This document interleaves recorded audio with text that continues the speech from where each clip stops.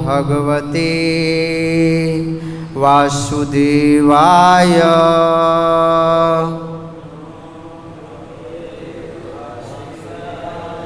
ओम नमो भगवते वासुदेवाय।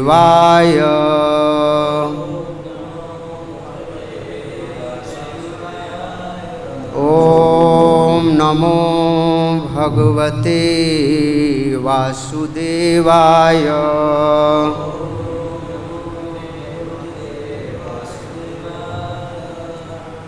श्रीमद्भागवतम स्कंद 6 अध्याय 17 और श्लोक क्रमांक है 18। संसार चक्रे तस्मिन्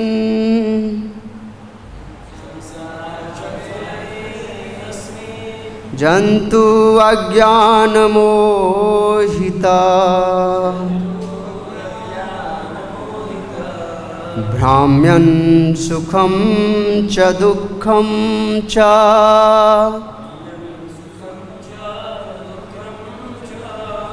भुङ्क्ते सर्वत्र सर्वदा।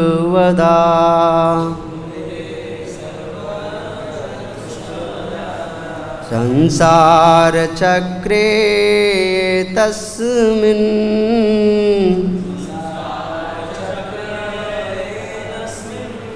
संसार चक्रे इस संसार रूपी पहिए में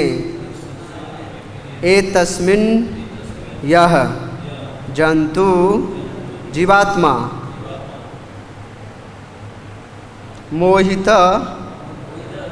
अज्ञान मोहित अज्ञान के कारण मोहग्रस्त भ्राम्यन घूमता हुआ सुखम सुख च तथा दुखम दुख च भी भूंगते भोगता है सर्वत्र सभी जगह सर्वदा सदैव। अनुवाद और तात्पर्य बहुत ही खास है प्रभुपाद जी के द्वारा, तो इसको ध्यान से श्रवण करिए।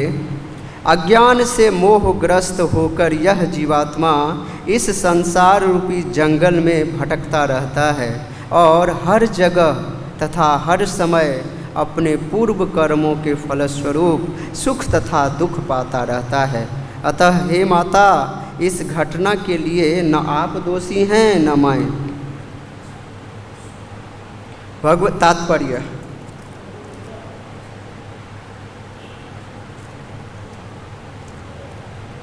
भगवत गीता में 3.27 में पुष्टि की गई है, प्रकृते क्रियमाणानि गुणे कर्माणि सर्वश अहंकार विमूढ़ात्मा कर्ता अहम इति मुन्यते।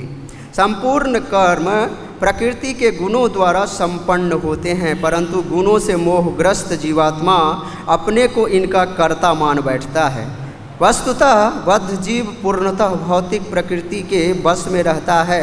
हर समय यहाँ वहाँ भटकते हुए उसे पूर्व कर्मों के फल भोगने होते हैं। यह सब प्रकृति के नियमों में से घटित होता है, किंतु मनुष्य मूर्खतावश अपने को कर्ता मान बैठता है, जो कि सत्य नहीं है। कर्म चक्र से छूटने के लिए भक्ति मार्ग या कृष्ण भावनामृत ग्रहण करना चाहिए। यही एकमात्र उपाय है। सर्वधर्मान परित्यज्य मामेकं शरणं व्रज। श्रील प्रभुपाद की जय। ओम अज्ञानतिमिरान्धस्य ज्ञानाञ्जनशलाकया चक्षुरुन्मिलितं येन तस्मै श्रीगुरुवे नमः। मूकं करोति वाचालं पंगुं लंघयते गिरिं यत्कृपातमहं वन्दे परमानन्दमाधवम्। नमः ॐ विष्णुपादाय कृष्णापृष्ठाय भूतले श्रीमते भक्तिवेदान्त स्वामिन्निति नामिने। नमस्ते सारस्वते देवे गौरवाणी प्रचारिणे। निर्विशेष शून्यवादी पाश्चात्य देशतारिणे। वाञ्छाकल्पतरुभ्यश्च कृपा सिन्धुभ्य एव च पतितानां पावनेभ्यो वैष्णवेभ्यो नमो नमः। गुरुवे गौरचन्द्राय राधिकाय तदालये कृष्णाय कृष्णभक्ताय तद्भक्ताय नमो नमः। अजानुलम्बित भुजो कनकाबदातो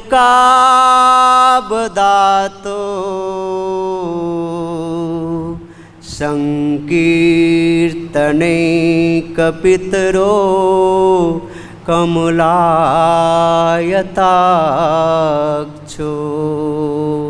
विश्वम्भरो द्विजवरो युगधर्मपालो वन्दे जगत्प्रियकरो करुणावतारो।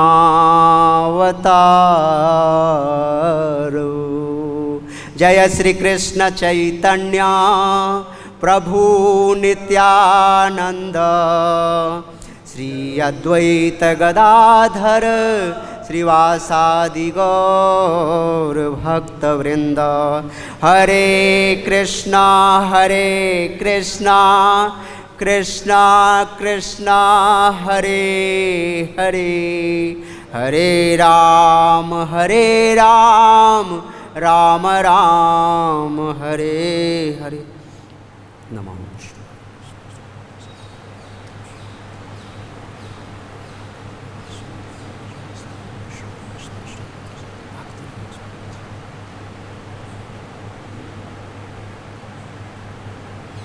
हरे कृष्णा। ये परम सौभाग्य की बात है मेरे लिए जो आज श्रीमद् भागवतम की इस अपूर्व कथा के बारे में, जो इतना ही रोचक कथा जो श्रील सुखदेव गोस्वामी जी के द्वारा परीक्षित महाराज जी को सुनाया गया, ऐसे उत्तम वार्ता को मुझे दोहराने का ये अवसर प्राप्त हुआ है। और इस सेवा को हम मुझ तुच्छ प्राणी तभी इसको फलीभूत कर सकते हैं जब आप सब करुणामय बदान्य भक्त आप मुझ अधम पतित पे कृपा करेंगे। क्योंकि श्रीमद् भागवतम एक ऐसा ग्रंथ है जिस पे बोलना खास करके मुझ जैसे जीव के लिए तो बड़ा ही मुश्किल है। जब आप सब भक्त कृपा करते हैं तभी जा कर के कुछ बोल पाते हैं और गुरु परंपरा की सेवा कर पाते हैं। क्योंकि यह जो श्रीमद् भागवतम जो ग्रंथ है वह कलमश रहित ग्रंथ है। यह ग्रंथ शोक मोह भय को दूर करने वाली ग्रंथ है। इस ग्रंथ को जो पठन करता है, पाठन करता है या श्रवण करता है, कीर्तन करता है, कहीं कथा का श्रवण करता है या कथा का आयोजन करवाते हैं, इसमें जाने मात्र से ही शोक मोह भय का त्रास हो जाता है। और जो त्रिताप हैं जो हमें सबसे ज़्यादा परेशान करते हैं वो श्रीमद् भागवतम के श्रवण करने मात्र से ही प्राप्त हो जाता है। ये कितना पावरफुल बात है ये, जो चैतन्य महाप्रभु के कृपा से हमें यह सौभाग्य प्राप्त हुआ है जो श्रीमद् भागवतम ग्रंथ को अभी हम पढ़ने का ये सौभाग्य मिला है और उसको समझने का प्रयास कर रहे हैं। चैतन्य महाप्रभु कहते हैं जो श्रीमद् भागवतम एक ऐसा ग्रंथ है आराधयो भगवान ब्रजेश तनयस्तद्धाम वृंदावनम रम्या काचिदुपासना ब्रजवधूवर्गेण्य कल्पिता श्रीमद्भागवतं पुराण अम्लं प्रेम पुमार्थो महान् श्री चैतन्य महाप्रभुर्मतमिदं आदरो न पर। तो ये चैतन्य महाप्रभु का मत है। जो भागवतम है, श्रीमद् भागवतम अमल पुराण है। इसमें किसी भी तरह का मल नहीं है, दोष नहीं है। ये शुद्ध वैष्णवों की वार्ताएं हैं। तो इसको हम लोग दोहरा करके अपने आप को पवित्र करते हैं। आप सब भक्त इस कथा को कई महीनों से आप सब भक्त श्रवण करते आ रहे हैं। बड़ा ही रोचक कथा है। और ये आज का जो ये श्लोक जो हमें मिला है, ये तो बड़ा ही शिक्षाप्रद है, क्योंकि ये प्रैक्टिकल ज़िंदगी में हम लोग देखते हैं। आप इसको पहले से जानते भी होंगे और अभी इस कथा के दरमियान में आपको पता चलेगा जो हमारे डे टू डे लाइफ में ज़िंदगी ऐसे ही चल रहा है। जैसे यहाँ पर प्रभुपाद जी अपना कमेंट्री दिए हैं, एकदम सेम चल रहा है।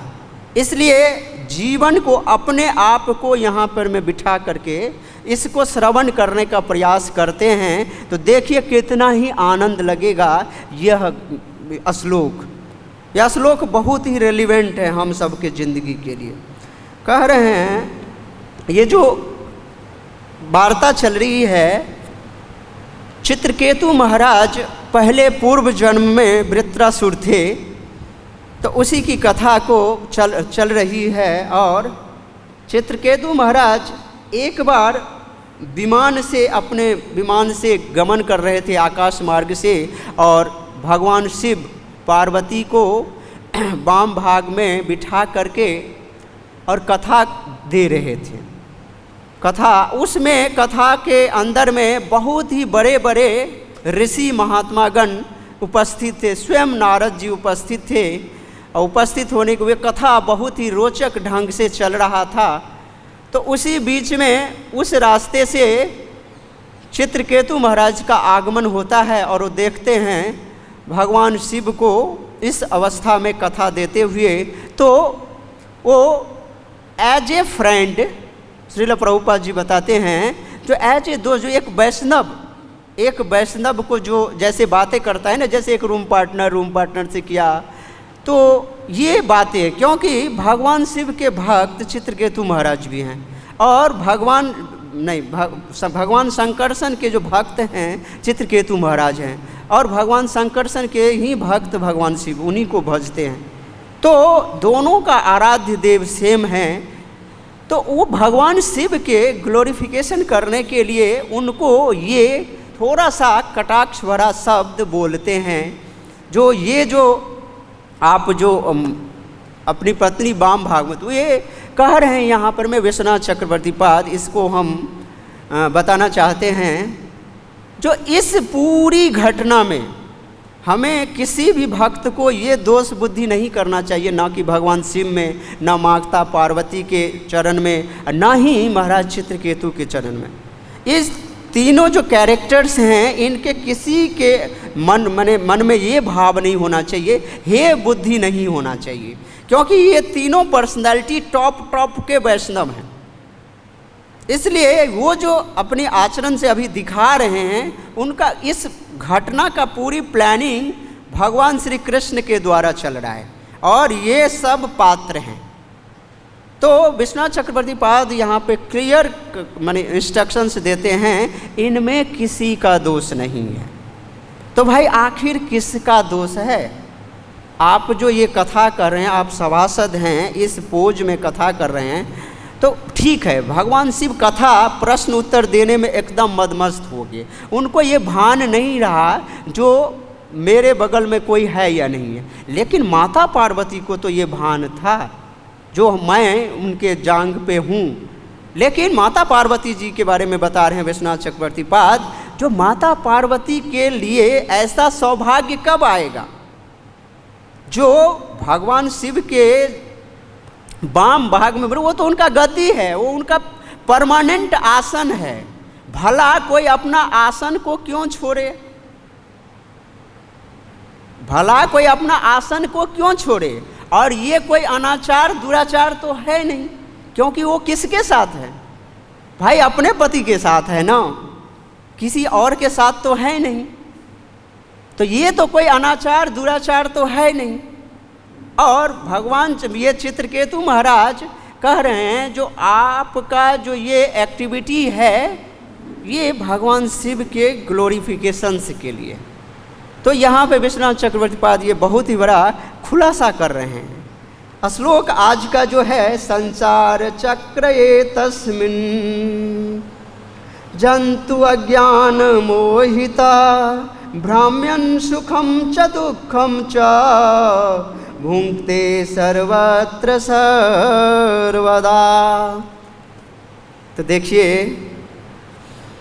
श्रीधर स्वामी महाराज जी क्या बताते हैं, जो एतस्मिन् संसार चक्रे, इस संसार चक्र में, ये जो संसार चक्र चल रहा है इस संसार में अज्ञान मोहितः जंतु भ्राम्यन् सर्वत्र सर्वदा सुखम च दुखम च भुंक्ते। इस संसार में जो अज्ञान से मोहित होकर के जो जीवात्मा हैं, जीव हैं, मनुष्य हैं, वो भ्रमण कर रहा है। किसकी खोज में? कभी सुख के लिए भ्रमण कर रहा है तो उनको दुख मिल रहा है, दुख का कष्ट निवारण होता है तो थोड़े देर के लिए सुख आता है। यही संसार चक्र है। तो इसको श्रील गुरुदेव हिज होलीनेस राधा गोविंद गोस्वामी महाराज बताते हैं संसार चक्र का मीनिंग। तो एतस्मिन् चक्रवत परिवृते शीले, ये जो संसार है ये करें, ये स्वभाव है। इसका क्या है? संसार चक्र का ये स्वभाव है। एतस्मिन् चक्रवत परिवृते शीले, ये जो संसार है ये एक चक्के की तरह घूम रहा है और इस चक्के में एकदम सुम्हा जैसे जो है ना नोकीला पदार्थ है। जैसे कई बार देखे होंगे आप लोग, गांव में देखे होंगे, जब ईख की पेराई होती है तो क्या किया जाता है, उसमें थोड़ा सा हार्ड रहता है और उसमें ईख, यहाँ भी देखे होंगे जब जूस निकलता है तो जैसे उसमें डाला जाता है तो जो पार्ट्स ईख का आता है तो उसको मसलता है। तो इस संसार चक्र में जीव क्या है? भ्रमण हो रहा है और मसला जा रहा है। किसके थ्रू से? जन्म, पहले गर्भ में जीव आता है, फिर उनका जन्म होता है। तो कह रहे गर्भ, जन्म, जरा, मृत्यु। इस संसार चक्र में क्या होता है? जन्म, मृत्यु, जरा, व्याधि। गर्भ में जीवात्मा आते हैं, जीवात्मा को गर्भ में डाला जाता है, 9 महीना वहाँ पर में दुख में रहने के बाद फिर इस धरती पे आता है। और इस धरती का, इस भौतिक वर्ल्ड का जो इंग्रेडिएंट क्या है?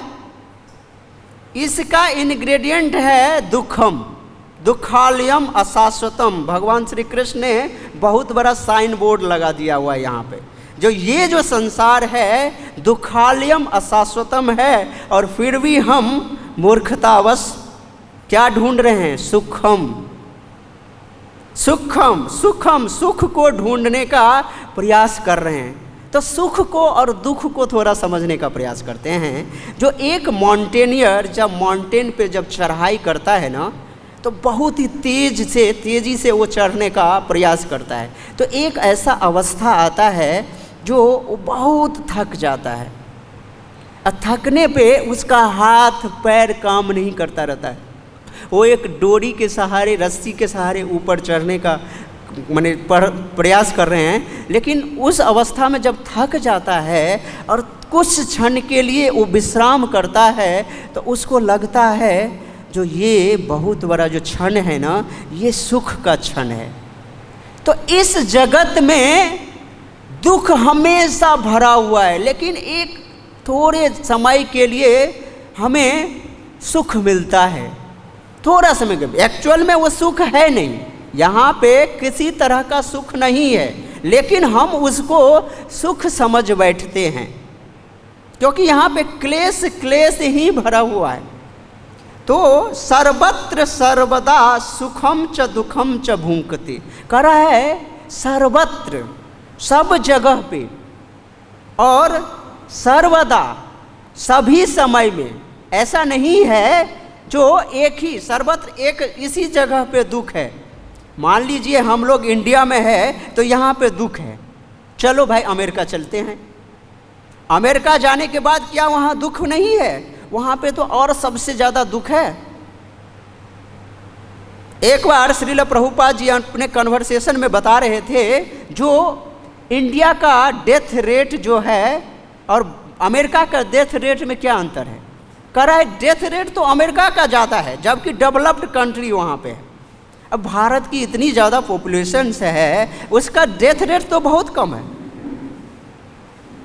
तो अमेरिका चले जाओ, यूरोप चले जाओ, संसार के किसी कोने में चले जाओ, दुख नहीं छोड़ेगा। मृत्यु असंभावी है, इसको कोई नहीं रोक सकता। करें सर्वत्र सर्वदा सुखम च दुखम च भुंक्ते। ये दुख को सुख को भोगने के लिए जीव क्या करता है? इधर से उधर, इधर से उधर माने भाग रहा है। इस संसार में देखते हैं, जब एक प्यासा हिरन मृग मरीचिका को देखता है, मृग मरीचिका का दृष्टांत जो है वो दूर देखता है, दोपहर में एकदम तपती गर्मी में वो चमकता हुआ, लगता है जैसे पानी की लहर है। और पानी की लहर को देख करके हम लोग भी जाते हैं, जब कई बार कार से ट्रैवल करते हैं तो देखते यार यहाँ पे सामने पानी है रोड पे। अब थोड़े जब क्रॉस करने के बाद वहाँ जब जाते हैं तो वहाँ पर में पानी नाम का कुछ भी नहीं है।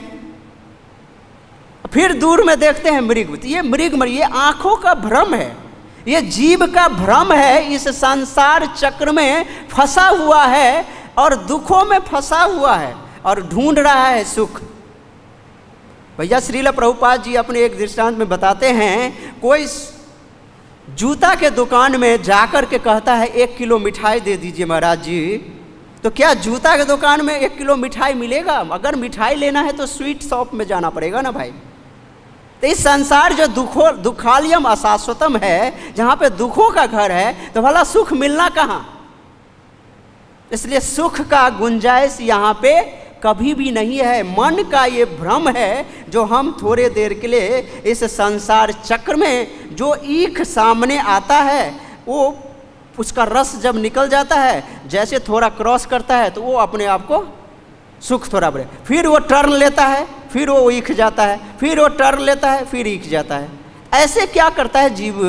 इस संसार चक्र में भ्राम्यन सर्वभूतानि यंत्रारूढ़ानि समाया, जीव जो है ना भ्रमण कर रहा है इस यंत्र में, यंत्र रूपी माया रूपी यंत्र में, जो हमें ये किराए का घर मिला है, इसमें हम भ्रमण कर रहे हैं। और सुखम च दुखम च, सुख को कभी पाते हैं, दुख को पाते हैं।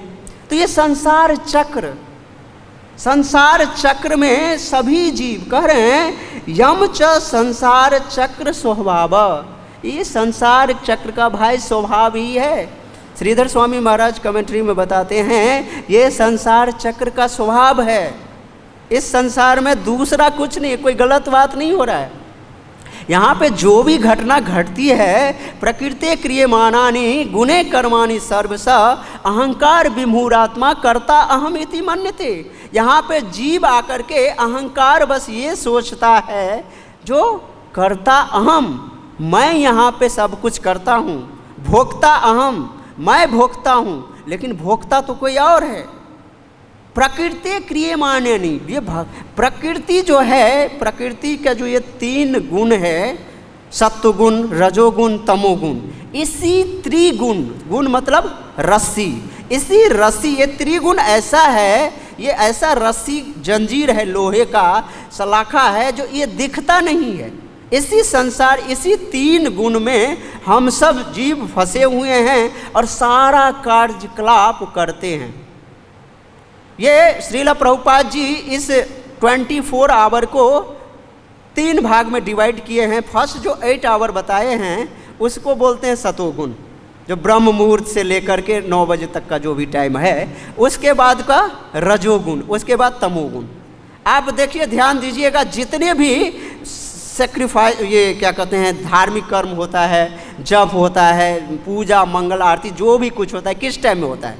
ब्रह्म मुहूर्त में, क्योंकि ये सतोगुणी टाइम है। ये भगवान इस, एक बार एक भक्त बता रहे थे, जो हमें ब्रह्म मुहूर्त में क्यों उठना चाहिए, हमें ब्रह्म मुहूर्त में भगवान के निमित्त ही क्यों कर्म करना चाहिए। कहते हैं भगवान विष्णु अपने गरुड़ के वाहन पे इस ब्रह्म मुहूर्त के टाइम में पूरे ब्रह्मांड में भ्रमण करते हैं।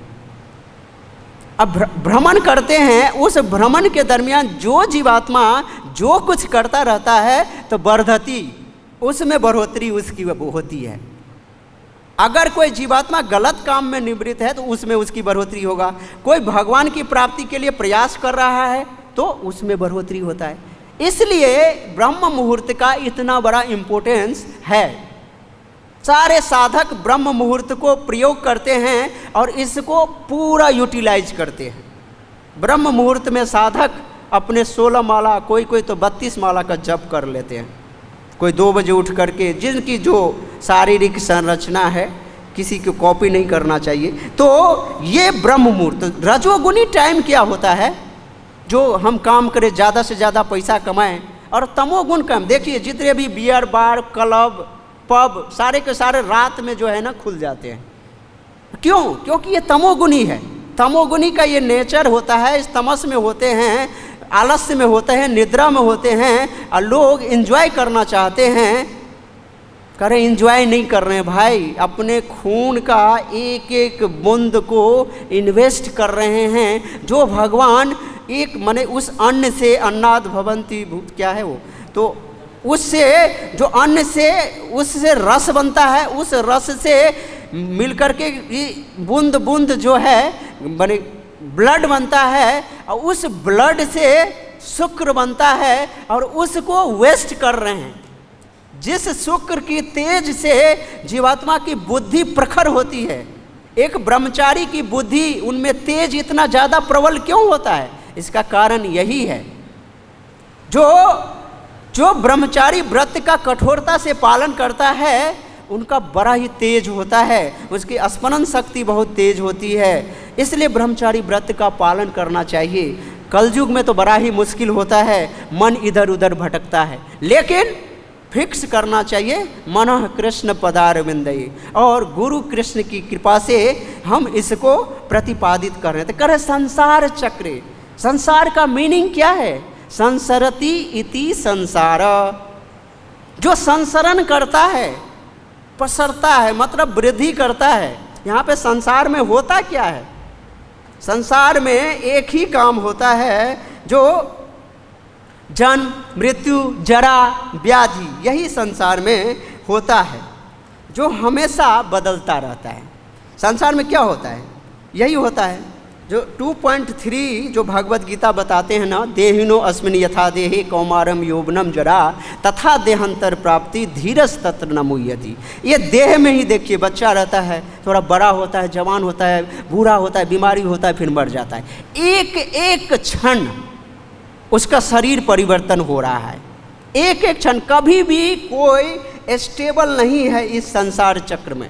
शरीर का चेंजिंग होता है, परिवार में बदलते हैं, समाज बदलते हैं। जीव एक शरीर लेकर के दूसरे शरीर में, दूसरे परिवार में जाता है, वहाँ पर में बुढ़ापा, जन्म, मृत्यु, बीमारी को ग्रस्त होता है, फिर मृत्यु को प्राप्त होता है। इसी संसार चक्र में भ्रमण करता रहता है। लेकिन जीव क्या करता है? एक बहुत बड़ा दोष हो जाता है उससे। यहाँ पर मैं बता रहे हैं श्रील गुरुदेव, जो सर्वत्र सर्वदा दुखम तो रहता है, लेकिन अज्ञानेन ज्ञाने तरेनानि पुण्य त आत्मकेत कर्मणा मोहित। कह रहे हैं अज्ञान से मोहित होकर के जीवात्मा जो है पुण्य कर्म, पाप कर्म को प्रतिपादित करता है अपने द्वारा। ये अज्ञान क्या है? अविद्या। अविद्या तद पाप बीजम, इसमें होता ना, पापम तद बीजम अविद्या। अविद्या को श्रीधर स्वामी महाराज जी बताते हैं परमानंद स्वरूपम विस्मरणम। माने अपने परमानंद जो स्वरूप है उसका विस्मरण होना ही, स्मरण नहीं होना, यही अविद्या है। और अविद्या के कारण ही जीवात्मा इस पाप वृत्ति में लगता है, कोई और दूसरा कारण नहीं है। क्योंकि ना अविद्या तद बीजम पापम, पाप का जो बीज मिलता है वो अविद्या से शुरू होता है। और जीवात्मा पाप कर्म जो भी कुछ करते हैं तो ये इसको एक्टिव करते हैं। तो स्व आत्म परमात्म तया आत्मी ज्ञान रहितम, उसमें ज्ञान का अभाव होने से वो आत्मा है, जीवात्मा एक जीव शरीर में जब जाता है तो अपने आप को शरीर ही समझने लगता है, देहात्म बुद्धि में आ जाता है, अपने आप को देह समझने लेता है। देह के माने एक्टिविटी से वो सारा काम को प्रतिपादित करता है और उसी अनुसार जीवन जीता है, लेकिन आत्म बुद्धि को भूल जाता है। तो कह रहे हो अज्ञानवश, अविद्यावश अपने आप को, आत्म बुद्धि को भूल जाता है और केवल देह अभिमानी, केवल देह का अभिमान रहता है। और सर्वत्र सर्वेषु लोकेषु, चाहे किसी भी लोक में भ्रमण करे, आपको लग रहा होगा ना जो इंडिया, ये इसी लोक, धरती लोक में दुख है, जन्म मृत्यु जरा व्याधि, इस यहाँ जैसे दुख है भाई स्वर्ग लोक में भी दुख है। स्वर्ग लोक में क्या दुख है? एक दुख है वहाँ पर में भगवान सेवा तो करते हैं सब, लेकिन वहाँ पे ईर्ष्या है, पाया जाता है स्वर्ग में। जो यहाँ पे ये जो है एक दूसरे से ज़्यादा बढ़ोतरी हो रहा है, तो स्वर्ग लोक में भी जाकर के ईर्ष्या है, तो वहाँ भी लोग डिस्ट्रेस में है। स्वर्ग में है, नरक लोक में है, किसी भी लोक में जाएं हर जगह डिस्ट्रेस है, क्योंकि जन्म मृत्यु जरा व्याधि कहीं नहीं छोड़ता। स्वर्ग में जरा नहीं है, ये सब चीज़ नहीं है, लेकिन मृत्यु लोक पे यानी कि मरने के बाद इस मृत्यु लोक पे आना ब्रह्म लोक तक है ही। तो ये सारे के सारे जो जड़ है ये अविद्या के कारण है। तो इसको जीव इस शरीर में आने के बाद भूल जाता है। तो इसको बता रहे हैं श्रीधर स्वामी महाराज, जो इस शरीर को जब अपना जानता है, अपना करके शरीर का प्रतिपादित करता है, इस शरीर को ही अपना मानता है। हर कोई इस शरीर को बोलता है अपना है। देखिए जब जन्म लेता है तो पिता माता इतना मेहनत करके बच्चे को पालता है, तो कह रहे बेटा मेरा है, कहता है कि नहीं। जब इसी बेटा की शादी हो जाती है तो वो लेडीज बोलती है ये पति मेरा है। जब वो लड़का बड़ा होता है, काम करने के लिए जाता है, तो जिसके अंडर में वो काम करता है बॉस कहता है ये कर्मचारी मेरा है। सेना बोलता है ना ये सिपाही मेरा है, ये मेरे लिए लड़ेगा, ये मेरे लिए जिएगा, मेरे लिए मरेगा, मतलब वो बोलता है मेरा है।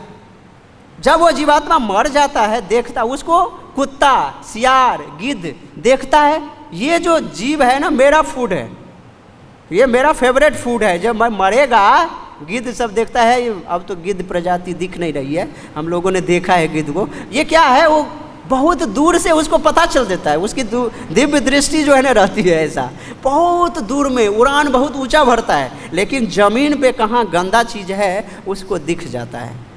तो गिद्ध उस अपना माने मन लगाए हुए, अपने ध्यान लगाए हुआ है, जीव लगाए हुए है, जो ये सियार है, कुत्ते हैं, भालू है, जो मैं नोच नोच करके ये शरीर को खाऊंगा। लेकिन क्या कर रहे हैं, भस्मीभूत।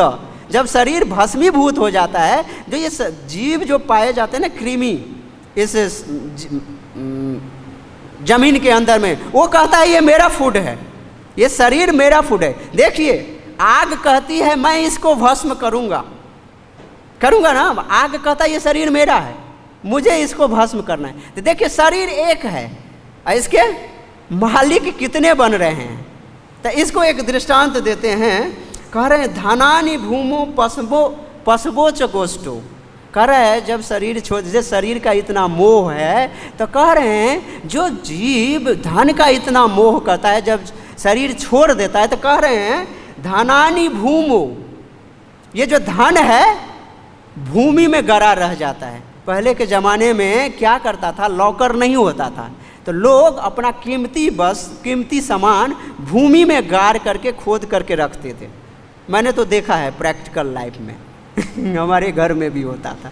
तो क्या कहते, भूमि में, जमीन में अंदर में गाड़ करके रखते थे।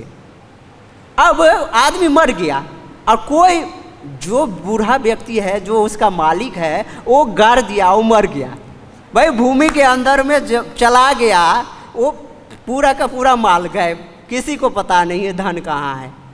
तभी तो कभी बार खुदाई होता है तो कहीं निकल जाता है बहुत बड़ा खजाना, घड़ा में डाल करके सोना चांदी क्या क्या जो भी रुपया पैसा है उसके अंदर में डालते थे, तो वो घड़ा तो वैसे रहता है तो उसको मिल जाता है। तो इसलिए कह रहा है धनानी भूमो, वो भूमि में धन छूट जाता है। कह रहा है पशुवा च गोष्ठो, और पशु से इतना जो लगाव है जिसको हम पालते हैं, तो वो कहाँ पाया जाता है, वहीं पे छूट जाता है। गोष्ठो यानी कि जो पशुशाला जो होता है उसी जगह पे पशु छोड़ करके हम शरीर छोड़ करके चले जाते हैं। कह रहे हैं भार्या गृहम द्वारी, जिस पत्नी को हम इतना प्यार करते हैं वो पत्नी कहाँ तक अधिकारी है, गृह द्वारी, घर के द्वार तक ही साथ देता है। और जिस शरीर को हम इतना प्रेम करते हैं, इतना लिपस्टिक क्या क्या, स्नो पॉलिश क्या क्या लगाते रहते हैं, इसमें पाउडर वगैरह कितना खर्चा कर दिए हैं, तो वो कहाँ तक जाते हैं, तो कह रहे हैं जना श्मशाने। करिए शरीर कहाँ तक जाता है, श्मशान तक। भाई आत्मा का संग शरीर भी छोड़ देता है ना, श्मशान तक जाता है। ये शरीर बोल दिया मैंने, गलती बोल दिया एक लाइन, जो श्मशान तक शरीर, इसलिए क्योंकि अग्नि उसको जला देता है, तब शरीर की तो नष्ट नाबूद हो जाती है। आत्मा तो पहले ही गमन कर चुके होते हैं। अब कह रहे हैं देह चितायाम कर्मानुगह गच्छति एव जीव। कह रहे हैं ये देह जो है चिता में चला जाता है, अग्नि उसको भस्मीभूत कर देते हैं अपने कर्म के अनुसार। एव जीव, आप गच्छति एव जीव, अपने कर्म के अनुसार जो जैसा कर्म किया है वो जीव उस तरह से चला जाता है। कर चित्रकेतु महाराज माता पार्वती को अनुनय विनती कर रहे हैं, माता पार्वती यह आपका दोष नहीं है और न भगवान शिव का दोष है, ये मेरा पूरा का पूरा दोष है। मेरा जो पूर्व का कर्म है ना, ये मुझे परेशान किया हुआ, मैं इसके कारण आपके चरणों में अपराध कर दिया और पूर्व का कर्म मुझे परेशान कर रहा है, इसलिए पूर्व का कर्म हमें फंसा दिया और इसको कर रहे हैं। तो कह रहे हैं ये संसार चक्र दुस्सह है, दुखों का घर है और जरा मृत्यु सारा चीज भरा हुआ है। तो जीव को सोचना चाहिए आखिर भय इस संसार चक्र से निकले क्या। तो श्रील प्रभुपाद जी यहाँ पे कमेंट्री में दे रहे हैं, जो जीव को भगवान के चरणार बिंद में ग्रहण करनी चाहिए, केवल भक्ति योग उसको बचा सकता है, न ज्ञान मार्ग, न कर्म मार्ग, न अष्टांग योग, न ध्यान योग, कोई भी ऐसा मार्ग नहीं है जो जीव को इस संसार चक्र से बचा सकता है। सिर्फ और सिर्फ भक्ति योग, भक्ति योग के द्वारा जीव जो है अपने आप को उद्धार कर सकता है। प्रहलाद महाराज भी बताते हैं, एक जगह प्रहलाद महाराज बताते हैं, हे कृपण वत्सल अहम दुःसहोग्र संसार चक्र अदनाद त्रस्त अस्मि स्वकर्म भी बद्ध ग्रसताम प्रणीत हे उच्चतम अपवर्ग शरणम तेंघ्रि मूलम कदा नु वसी। कह रहे हैं इसमें श्रीधर स्वामी महाराज इस कमेंट्री में बताते हैं, इस श्लोक में ये प्रहलाद महाराज बोल रहे हैं, भगवान नरसिंह देव जब विकराल रूप लेकर के क्या बोलते हैं उसको, हिरण्यकशिपु को मारने के लिए आगे, तो उनका क्रोध, जब हिरण्यकशिपु को मृत्यु भी हो गई, मार भी दिए, तो व्यास आसन पे बैठ गए, क्या वो राजगद्दी पे बैठ गए, हिरण्यकशिपु का जो गद्दी था, उस गद्दी पे बैठने के बावजूद भी नरसिंह भगवान बहुत ज़्यादा क्रोध में हैं और क्रोध उनका शांत नहीं हो रहा है। स्वयं लक्ष्मी जी अपने पति देव को देख करके उनके कहा अभी दूसरे मूड में हैं, इनको समझाना बड़ा मुश्किल है। ब्रह्मा जी बोल रहे हैं आप इनको समझाइए देवी, आपके पति देव हैं, ये तो एकदम विकराल रूप ले, कह रहे ये अभी दूसरे मूड में हैं, हमारे बस की बात नहीं है। वो भी चले गए साइड। कह रहे हैं तो कह रहे हैं इस रूप से पूरा ब्रह्मांड, पूरे देवता सारे लोग, गंधर्व, सारे लोग, इवन शिव भगवान, ब्रह्मा जी, सब के सब भयभीत थे। तो प्रहलाद महाराज को बताते हैं भगवान नरसिंह देव, प्रहलाद तुम भी क्या इस रूप से भयभीत हो? तो कह रहे ना, अहम न बिभेमी, मैं इस रूप से भयभीत नहीं हूँ। तो फिर तुम्हें क्या भय है? कह रहे मुझे भय है। तो किससे? अहम बिभेमी संसार चक्रे, मैं इस संसार चक्र से मैंने भयभीत हूँ। जो इस संसार चक्र में जो जीव पिस रहा है, ये संसार चक्र जो जीव का सबसे बड़ा जो जन्म मृत्यु जरा व्याधि है, उनका सबसे बड़ा जो दुख का कारण है, उसको जीव भूला हुआ है। इस संसार चक्र को देख करके मैं इससे डरता हूँ और आपका शरण लेता हूँ, जो आप ही इससे उबार सकते हैं। मैं इसको पढ़ता हूँ। हे दीनबंधो, मैं केवल इस असह्य एवं उग्र संसार चक्र में पिसने से भयभीत हूँ। मैं अपने कर्म पाशों में बंधकर इन भयंकर जंतुओं के बीच में डाल दिया गया हूँ। हे स्वामिन, प्रसन्न होकर आप कब अपने उन चरण कमलों में बुलाएंगे जो सभी जीवों के एकमात्र शरण और मोक्ष स्वरूप है। ये प्रहलाद महाराज बता रहे हैं नरसिंह भगवान को अपने प्रार्थना में। तो इस संसार चक्र से भैया सिर्फ और सिर्फ भगवान ही बचा सकते हैं, और भगवान इसका एक ही साधन बताए हैं, भक्ति योग। भगवत गीता के 15वें अध्याय के 10वां श्लोक बता रही है, कहाँ गया? उत्क्रामंतम स्थितम वापि भुंजानम वा गुणान्वितम विमूढ़ा नानुपश्यन्ति पश्यन्ति ज्ञान चक्षुषा। कह रहे विमूढ़ा नानुपश्यन्ति, जो मूर्ख हैं, इस जीव, इस माने धरती पे फंसा हुआ है जन्म मृत्यु जरा व्याधि में, ऐसे विमूढ़ा मूर्ख नानुपश्यन्ति, अपने आँख से ज्ञान चक्षु से देख नहीं सकता, उसको दिखता ही नहीं है, दुख में भी सुख ढूंढ रहा है, इसी भोग में अपने आप को लिप्त किए हुआ है। इतना कष्ट मिलने के बावजूद भी इस शरीर को त्यागना नहीं चाहता है। तभी तो कई बार यमराज जी खींचते हैं ना अपने पास से, तो ना आत्मा छोड़ना नहीं चाहता है इस शरीर को। कह रहा है विमूढ़ा नानुपश्यन्ति, तो भला कौन देख सकता है भाई? तो भगवान बोलते हैं ज्ञानी ना, कह रहे पश्यन्ति ज्ञान चक्षुषा, माने पश्यन्ति देख सकते हैं ज्ञान चक्षुषा, ज्ञान रूपी आँखों से। अब कह रहे हैं ज्ञान आएगा कैसे? तो कह रहे हैं भक्ति योग से ज्ञान आएगा। केवल भक्ति मार्ग है जिससे जीवात्मा निकल सकता है। तो भक्ति मार्ग को कह रहे ब्रह्मांड भ्रमिते कौन भाग्यवान जीव, गुरु कृष्ण प्रसादे पाई भक्ति लता बीज। तो भक्ति तो इतनी आसानी से आता नहीं। जब एसोसिएशन ऑफ डिवोटीज होता है, अच्छे भक्तों का संग करते हैं उससे, और गुरु और कृष्ण की जब कृपा प्राप्त होती है, तो हमें भगवान से कृष्ण की भक्ति रूपी बीज को जागृत होता है। और भगवान की कृपा से और गुरु की कृपा से जीव अपने जो स्वरूपगत जो उसका लक्षण है, स्वरूप है, जो जीवेर स्वरूप है कृष्णेर नित्यदास, इस स्वरूप में स्थित होकर के जब भगवान की सेवा करने का प्रयास करता है, तो वही एक अवस्था है जिसमें भगवान को प्रसन्न किया जा सकता है। तो एक सबसे बड़ा इम्पोर्टेंट पॉइंट है, जो भक्ति में भगवान के साकार रूप का ध्यान किया जाता है, क्योंकि भगवान कलयुग में अर्चा विग्रह के रूप में प्रकट होते हैं। अर्चा विग्रह और भगवान में कोई अंतर नहीं है। भगवान बोलते हैं मैं कलयुग में अर्चा विग्रह के रूप में जीवात्मा को बताने के लिए आता हूँ, मनुष्य को बताने के लिए आता हूँ, जो मेरा यह स्वरूप है, और इसके द्वारा उनकी सेवा को स्वीकार करने के लिए आता हूँ। इसलिए हमें अर्चा विग्रह और भगवान में किसी भी तरह का अंतर न समझना चाहिए, और श्रद्धापूर्वक भगवान की हमेशा सेवा करनी चाहिए। तो भक्ति क्या है?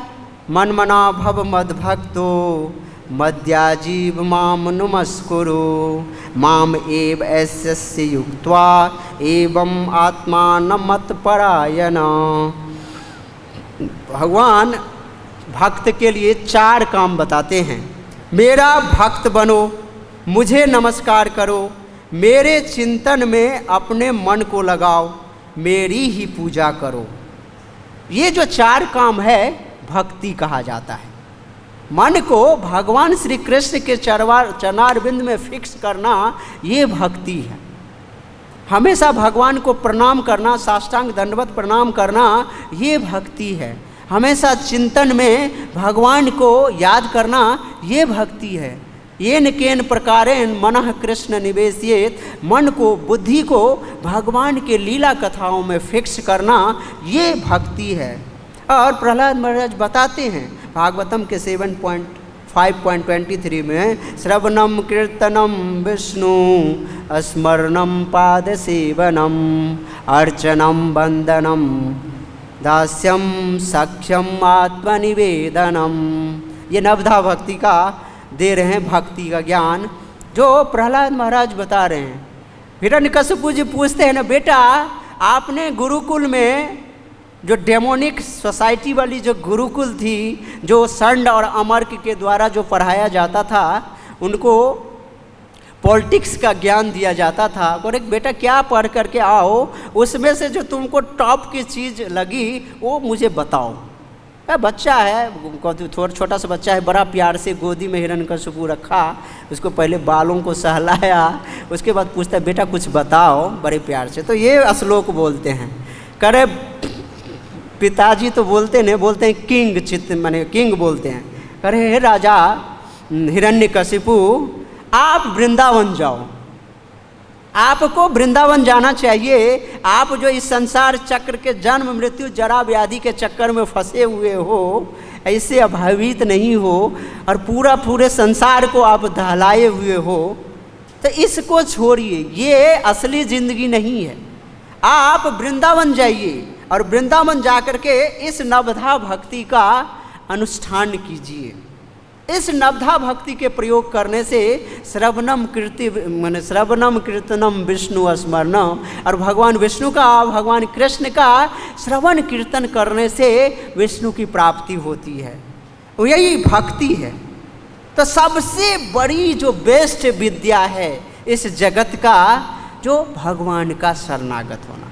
श्रील प्रभुपाद जी लास्ट कमेंट्री बताते हैं, और भगवद गीता का निचोड़ भी है 18.66, सर्वधर्मान् परित्यज्य माम एकम शरणं व्रज अहम त्वाम सर्व पापेभ्यो मोक्षयिष्यामि मा शुचः।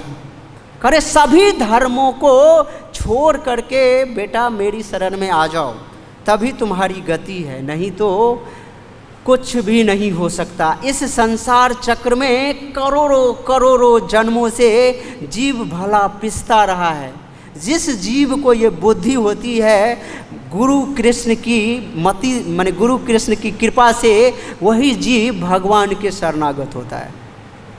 नहीं तो और कोई जीव, देखो ना करोड़ों जीव भटक रहे हैं, और इस्कॉन के डिवोटी कितने हैं? गिने चुने डिवोटी हैं। श्रील प्रभुपाद जी दृष्टांत में बताते हैं, जो अगर इस ब्रह्मांड में, इस पूरे धरती लोक पे 1% डिवोटी हो जाए ना, तो इस धरती लोक का काया पलट कर देंगे। तो डिवोटी श्रील प्रभुपाद जी एक और दृष्टांत में अपने कन्वर्सेशन में बताते हैं, जो ये जीव 3 गुण में फंसा हुआ है, सत्वगुण, रजोगुण और तमोगुण। तो इसमें जीव का सबसे पहले कर्तव्य है मनुष्य का, उसको सतोगुण में अपने आप को ट्रांसफॉर्म करना। जीव हमेशा ज़्यादातर तमस और रजस में होता है, डिवोटी होने के बावजूद भी तमस और रजस में रहता है। अगर हमें प्रसाद रसगुल्ला का वितरण हो रहा है, भाई हमें ज़्यादा मिलना चाहिए, रजस। किसी को ज़्यादा फैसिलिटी मिल रहा है, ये रजस। हमें क्यों नहीं मिल रहा भाई? मैं भी तो यहाँ का डिवोटी हूँ, 40 साल से सेवा कर रहा हूँ। भला मैं अरे गहरे हूँ क्या? 40 साल से सेवा कर रहा हूँ मैं। हमें कोई किसी को आरती बाद में दो ना, वो नाराज हो जाता है। भाई जूनियर डिवोटी को आपने आरती दे दिया, मेरे पास पहले आना चाहिए था ना। तो सबसे पहले सतोगुण में अपने आप को ट्रांसफॉर्म करें। श्रील प्रभुपाद जी बताते हैं मनुष्य का पहला कर्तव्य है सतोगुण में लाना। तमस और रजस को त्याग करके जब तक सतोगुण के प्लेटफॉर्म पर में जीव नहीं आएगा तो भक्ति नहीं कर सकता। भक्ति सतोगुण की वृत्ति है। तमस रजस में कभी भी भक्ति नहीं हो सकता। वो दुराचार ही सोचेगा, गलत चीज ही सोचेगा। इसलिए सतोगुण में आना, श्रील प्रभुपाद जी बताते हैं हमारा पहला एजेंडा है मनुष्य को मनुष्य बनाना। पशु की वृत्ति में है, कोई मनुष्य नहीं है, सारे के सारे जीव पशु की बत काम कर रहा है। जन्म मृत्यु जरा व्याधि में है। वो 4 पैर वाला पशु है और ये 2 पैर वाला पशु, उसमें और इसमें कोई अंतर नहीं है। तो हमारा पहला एजेंडा है, श्रील प्रभुपाद जी बताते हैं इस 4 पैर वाले जो पशु को जो 2 पैर वाले में अभी ट्रांसफर हुआ है, इसको पहले हम मनुष्य बना लें, फिर उसके बाद वैष्णव और ब्राह्मण बनना तो अलग काम है। तो ये सतोगुण का प्लेटफॉर्म है। तो यहाँ पर हम बता रहे हैं त्रिगुण। श्रील प्रभुपाद जी यहाँ पर मैं स्टेटमेंट दे रहे हैं जीवात्मा यहाँ पर में त्रिगुण में फंसा हुआ है और इसी त्रिगुण से कर्म करता है यहाँ पर में, और कर्म करता है अविद्या रूपी जाल में फंस करके। वही बीजम बनता है, कूटम बनता है, प्रारब्ध और प्रारब्ध में फंसा रहता है, भोगता रहता है। तो केवल और केवल भगवान को प्राप्त करने का साधन है भक्ति योग। भक्त्या माम अभी जानाति। जब तक नहीं मन में या भाव आएगा, भक्ति क्या है? अन्याभिलाषिता शून्य। भक्ति क्या है? अन्याभिलाषिता शून्य। किसी भी तरह की अभिलाषा नहीं। ज्ञान कर्म मार्ग तो बता नहीं सकता। तो हमेशा इस जगत में अगर भगवत धाम जाना है तो ब्रह्मा जी के द्वारा जो एक सूत्र दिया हुआ है, जो नारद जी को दिया गया था, जो नारद जी एक बार प्रश्न पूछते हैं, जो इस कलयुग में जीवात्मा का सुगमता से कैसे भगवत धाम जाना सफल हो सकता है। तो बोल रहे ब्रह्मा जी तैत्तिरीय उपनिषद से बताते हैं जो ये जो 16 शब्दों का जो ये मंत्र है ना, हरे कृष्ण कृष्ण कृष्ण हरे हरे, हरे राम राम राम हरे हरे, इति षोडशकम नामनम कली कल्मष नाशनम। नातर परतर उपाय, कोई उपाय दूसरा नहीं है। कली कलमस को नाश करने वाला यह सिर्फ और सिर्फ हरे कृष्ण महामंत्र है। जो हरे कृष्ण महामंत्र और भगवान श्री कृष्ण में कोई भी अंतर नहीं है। अतः हमें भगवान के नाम रूप गुण लीला, खास करके भगवान के नाम में शरण में जाएंगे तो हमारा इस जगत से उद्धार हो जाएगा। भक्ति से ही हम भगवान को प्राप्त कर सकते हैं, किसी और से नहीं। तो ये चित्रकेतु महाराज अपना लेमेंटेशन कर रहे हैं, जो ये हमारा पूर्व का कर्म है मैया, जो आपने जो ये श्राप दिया, आप गलत नहीं हो। मैं असुर योनि में जाऊंगा और भगवत धाम को प्राप्त करूंगा। अभी तो मैं आपको प्रवचन दे रहा हूँ, जब मैं असुर योनि में वृत्रासुर बनूंगा तो इंद्र को प्रवचन करूंगा भगवत धर्म का, और फिर भगवत धाम जाऊंगा। हरे कृष्ण कृष्ण कृष्ण हरे हरे, हरे राम राम राम हरे हरे। वांछा कल्पतरुभ्यश्च कृपा सिन्धुभ्यैव च पतितानां पावनेभ्यो वैष्णवेभ्यो नमो नमः। हमें क्षमा कीजिएगा, हमारे मुख से कई कर्कश वाणी निकली होगी तो माफ़ कीजिएगा। हरे कृष्ण। श्रील प्रभुपाद की जय।